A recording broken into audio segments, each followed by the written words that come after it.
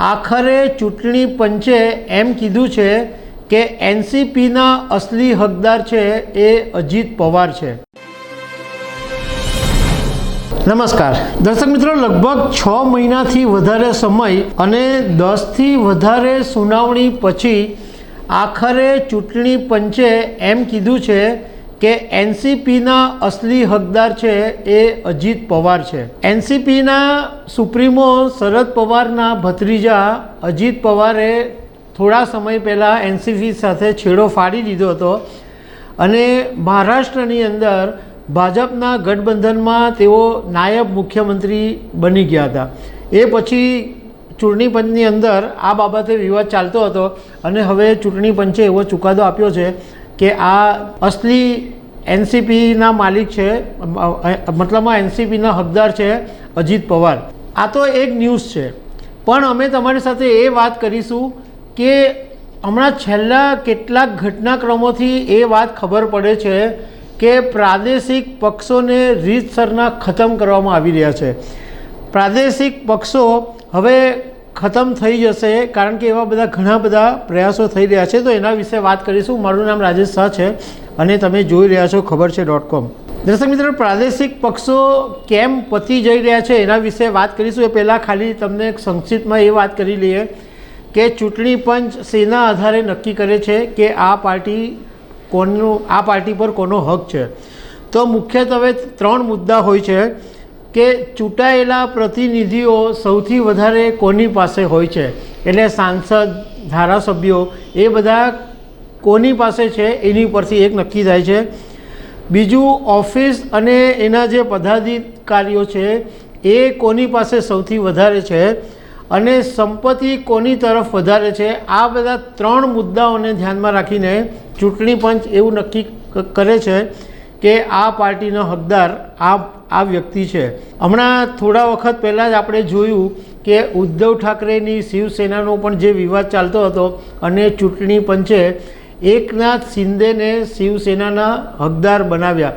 Original party Balasaheb ઠાકરેએ ઊભી કરેલી, પરંતુ અત્યારે એકનાથ શિંદેની પાસે ધારાસભ્યો અને નેતાઓ વધારે છે એટલે ચૂંટણી પંચે એકનાથ શિંદેને શિવસેનાના હકદાર બતાવ્યા હતા। અસલી શિવસેના એકનાથ શિંદેની છે એવું કીધેલું હતું।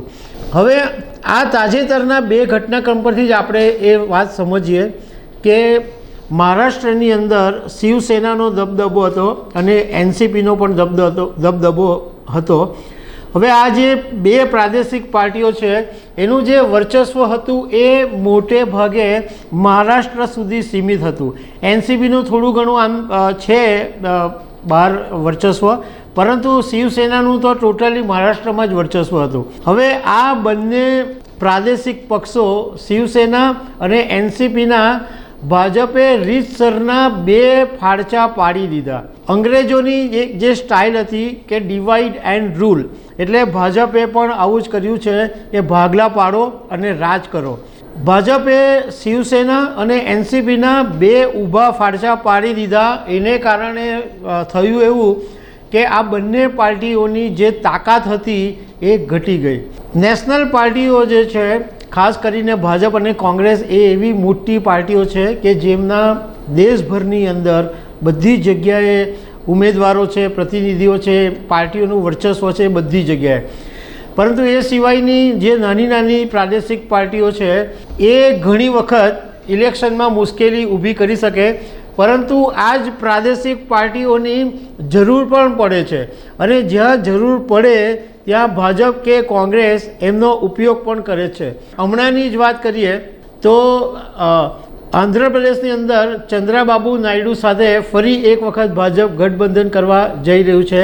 એવી જ રીતના કર્ણાટકની અંદર પણ દેવગૌડાની જે પાર્ટી છે જનતા દળ એસ, તો આ પાર્ટી સાથે પણ ભાજપ ગઠબંધન કરવા જઈ રહ્યું છે। એટલે જ્યાં જરૂર પડે ત્યાં આગળ ભાજપ લાભ લઈ લે છે, પણ એમ લાગે કે અહીંયા ખતરો છે તો એ પ્રાદેશિક પાર્ટીઓને પતાવી દેવામાં આવે છે। આ દાખલા માત્ર 2 મહારાષ્ટ્ર પૂરતા સીમિત નથી। તમે જોયું કે બિહારની અંદર પણ આ જ સિચ્યુએશન આવીને ઊભી રહી ગઈ છે। નીતિશ કુમારની પાર્ટી જનતા દળ યુ એટલે કે જેડીયુ હવે ખતમ થવાને આરે હતી અને એવા સમયે નીતિશ કુમારે લાગ જોઈને એનડીએ સાથે ગઠબંધન કરી લીધું, કારણ કે હવે જેડીયુનું અસ્તિત્વ પણ જોખમમાં આવી ગયું છે અને રાજકારણના જાણકારોનું કહેવું એમ છે કે હવે પછીની ચૂંટણીમાં જેડીયુ પાર્ટી પણ ખતમ થઈ શકે છે। તમે ઉત્તર પ્રદેશમાં પણ જુઓ કે માયાવતીની પાર્ટી હતી, એનું એક જમાનામાં પ્રાદેશિક વર્ચસ્વ ઘણું બધું હતું, પરંતુ માયાવતીની પાર્ટીને પણ પતાવી દેવામાં આવી। અત્યારે થોડી ઘણી અંશે માયાવતીની જરૂર પડે છે ગઠબંધન માટે, કારણ કે અમુક વિસ્તારોમાં એમનો હોલ્ડ છે। તો દર્શક મિત્રો, આવી અનેક વાતો સાથે અમે તમને મળતા રહીશું। Thank you very much.